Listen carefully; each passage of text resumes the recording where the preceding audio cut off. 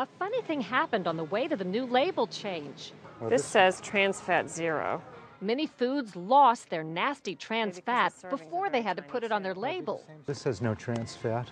The companies which make them already switched to better fats like palm oil. Do you think it's because they knew they were going to have to label? I think so.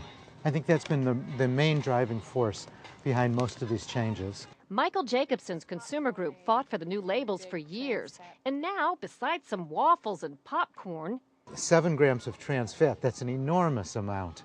we found it pretty hard to find much of anything with trans fat. Not chips or cookies, and not Mrs. Smith's apple pie, which used to have 4 grams a slice, but now has 0.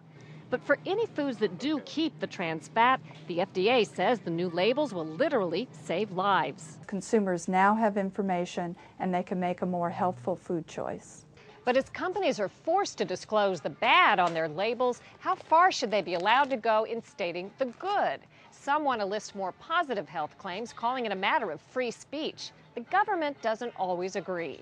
When tomato food makers asked to tout potential cancer benefits, the FDA said only if they have a disclaimer stating the FDA doubts the benefits are real.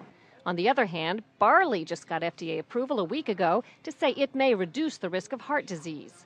With the good and the bad competing for that little space on food packages, one thing's certain: labels are only going to get more crowded.